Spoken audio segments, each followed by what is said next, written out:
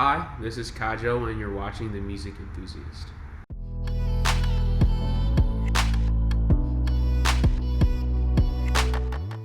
Hi, I'm Sarah from Music Enthusiast, and today I'm here with Kajo. How are you?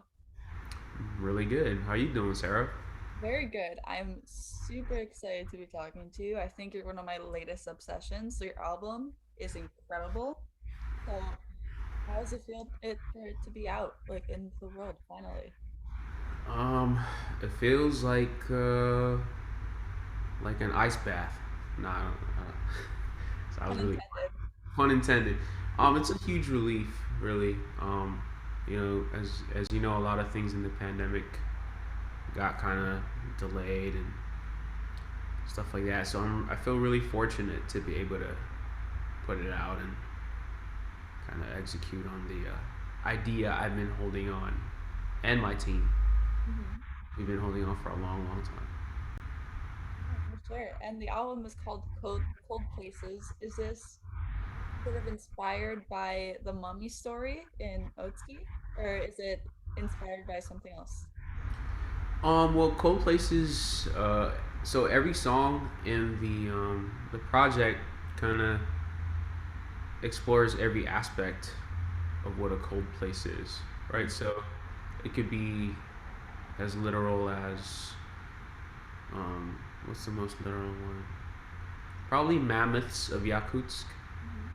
So that's like a city in, I believe, Siberia, I'm but not sure. it's one of the coldest places on Earth. Mhm. And so like if you like people like really freeze there to death, and they have like an insane amount of mammoth fossils found there. So it could be as literal as that, or it could be as literal, or it could be more kind of situational, like The Curve, Yeah. which is about rejection essentially, and what could have been, or like a heartbreak, like in a week, or actually Obisco is another song that's kind of literal. So it's all over the place, but Yeah. take from it what you may.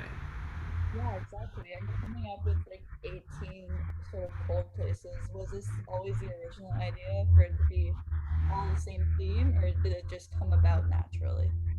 Um, to be honest, it started out as like a 3 song Yeah. EP, and then I kept writing more, and then there's even more songs that I didn't put on there, So like is there going to be like a cold places part two sort of thing? maybe I don't know. Don't try to. Trying to get things out of you, like get all the details. Personally, my favorites are Rem Koolhaas, there's The Curve, Amsterdam, Melancholia. Those are all my favorites. I love them all, but those are like my top favorites. What were the three original tracks that came for this album? It would be hibernate and in a week. Hmm. Um, what else? I think Cold Brew was written specifically for the project, and man, I can't even remember all of them now. 28 Club. Oh yeah, because that was like one of your first releases like ever on like Yes. Spotify. Yeah. Okay, cool. And I Yeah. love how you added like cold brew onto the project because personally I'm an iced coffee lover. So Ah, yeah. right Do on. you like coffee? I love coffee. Okay, what's your like coffee order? My coffee order. Yeah. Um, just to preface, I'm not a psychopath, but like I saw studies that showed once that like people who prefer uh, black coffee have psychopathic tendencies. Um, Some black coffee. black coffee, but sometimes it's an affogato Mhm. or like a bet. It's called a Bedouin. They put like yeah, so I Yeah. like that, things like that, or like a really dry cappuccino. Ooh, Yeah, fancy. it's really it's an art, you know. Yeah, totally. I sort of got like into black coffee like not long ago. Like I still have my syrup, but like I can do without milk and sugar. So I'm slowly getting there. Yeah, it's like really interesting how different cultures approach coffee. Like Vietnamese iced coffee is really good, Mhm. or like Turkish coffee. You know, Yeah, yeah, it's really interesting. it's And really cool. I have a whole theory about it too, but I don't know if we have time. I would love to hear about it actually. Oh, well, it's not my theory, but I heard it somewhere, and it kind of makes sense. Um, it's the like civilizations who like first encounter caffeine kind Mhm. of hit a renaissance period. It's pretty crazy, like mathematics and all that, like in the Arab world Mhm. came about maybe when after they developed Arabica or something, Ooh. and then Europe, same thing with Europe. But you're from the Philippines, so what exact age did you come to the US? I was about 8 years old. Oh, okay, cool. Yeah. So, did your sort of like music upbringing come from the Philippines, or was it more when you came there? Um. Yeah, they got me started with lessons when I was like Oh, okay, cool. 4 years old, and then violin, and then singing. Cool. Um, and then when I got to America, um, I would play. My parents would, hey, we're having a party. You should play. Like living room concert sort of thing. Yeah, and then like played at churches or like ensembles. And, I just got into a bunch of different things. Do you remember like the first album you ever listened to? First album, Yeah. um, there's two like there are there's like there's like three there's like three separate occasions I would say Yeah. that kind of like stick out in my mind, and it's like the first one was like I heard this record of like Beethoven, Hmm. and like the first song I ever heard where I was like appreciated it was like this crazy symphonic like big like boom. It was this piano concerto in E flat, right, whatever. And then the first album that I listened to was this by this jazz group called Take Six. It's like these six people that sing a cappella, but like it's jazz, not like that kind of a cappella. I grew up a lot on classical and jazz music. Yeah, you could totally say that in your music, especially there's a part in I forgot which song. I have it in my notes here. I'm gonna choose it. In Hmm. Hoodie slash Clyde Spaghetti, like the end, there's like that little like symphony. I don't know what instrument you use, like sort of like stringy instrument. Sort of sounds like it could be in like the movie like The Nightmare Before Christmas. Yeah, it's called a theremin. Yeah. Okay, cool. So, like, how many? I'm not asking for the exact amount, but how many like different instruments did you use for this project? Whether it was like online or like actual instruments like around. I would say there's like at least a dozen.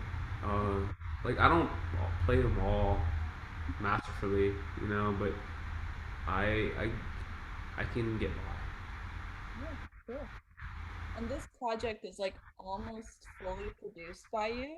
Like that's insane. by. Creating this project, like what was it like sort of seeing it evolve into what it is today? It's an interesting question. I don't know. Every song probably went through at least 5 drafts, Mhm. like 5 different versions. And you mentioned like Hoodie and Clyde. Yeah, that went through about 6 versions. As you probably heard, like it's different genres. Mhm. But that wasn't my intention. I just kind of, there's like a either like a line or like a melody line or like a riff, and I kind of just let it take form Mhm. or whatever it could, and then like the my friend Breather at the end of Clyde Spaghetti, Yeah. he actually had him just rap that a cappella in the studio. Wow. So I didn't know what it was gonna be. And he didn't either. He didn't. No one did. So it was just like a click, like and then he rapped over it, and he's like, man, what the hell? You know, like he Yeah. was trying to be nice, but like this is gonna be my feature. But you know, hopefully I made it work. I mean, yeah, you still made it work. Like it was incredible. Thank you, thank No you so much. problem.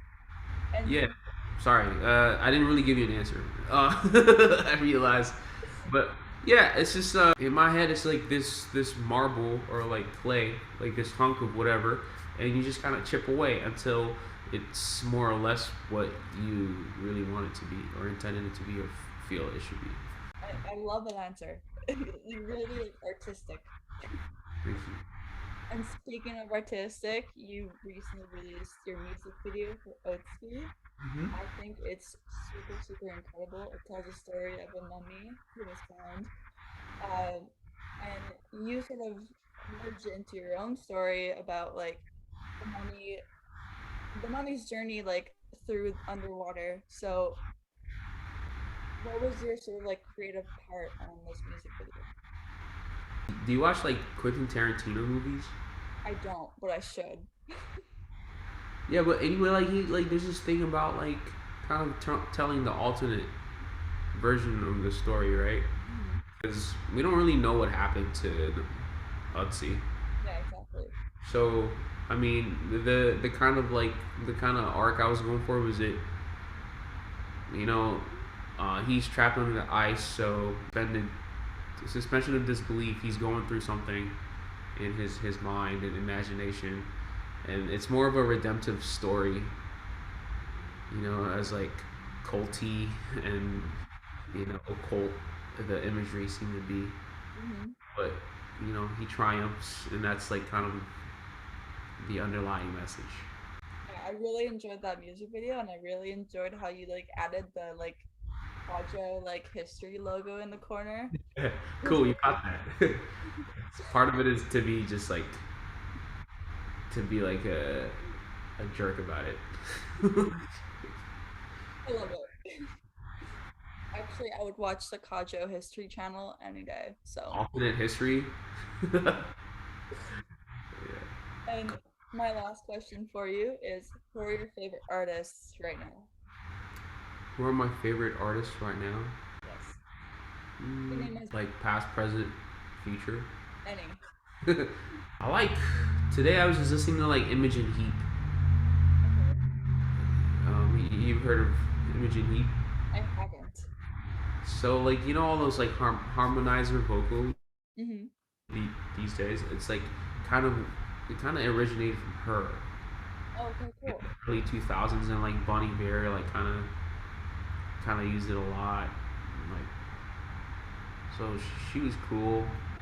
She's dope. The Cocteau Twins. Mm-hmm. Yeah, so like it is like this kind of dream pop guitar, and then she's the type of singer that would like do runs over it, and that was pretty progressive, I thought. Um, Back in like the mid '80s, like they were already doing that, like you know, like that's all some like Olivia Rodrigo stuff. Um, I really like Omar Apollo. Oh yeah, he's insane. Yeah, he's insane. Um, Actually, I think I have his album. Yeah, I have his album on record right here. it's dope. Yeah, awesome. And then yeah, not to like get too deep into it, but like functionally art wise, I think Kanye, you know, just in the functional sense, right? Not to get into the other stuff. I think I think that's what like a history book will talk about. Yeah, for sure. Um, I'm blanking. I'm sorry. There's so many artists. Uh, Slow Dive, Ruichi Sakamoto, uh, Spoon, Oh yeah, Blur. for sure. Yeah, Jacob Collier. I think I Oh, just he's insane. yeah he makes me laugh just because how good he is. Um, he makes me giggle. Thundercat, Mhm. Flying Lotus, James Blake, so dope. Oh, Sigrid, Oh my God, she's Griff, like one of my favorites, one of my yeah, all-time favorites. Sigrid, Griff. Biba Doobie. Yep. And no rum. Shout out. Yeah, there's so many. There's 50,000 songs dropped every day, Yeah. and it's like, whoo, like back in like the 1700s. And I'm sorry if I'm rambling. No, it's fine. If you wanted to go see like your favorite musician, like say Mozart, like Mozart would be in like Austria, and you lived in like Italy or something, you'd have to like, first of all, you've never heard live music in your life. There weren't any records. Mhm. You'd have to be rich to like have like a stagecoach with a driver and horses and provisions, and then you have to go like traverse through mountains and seasons because that's how long it took, and then maybe not even make it because you died of a highway robbery That's so fun. to witness music, and like it's so disposable and bountiful today. I hope we never take it for granted. Well, it was so great talking to you, and I hope to do it again soon. So thank you so much for chatting with me. Likewise, it was a pleasure.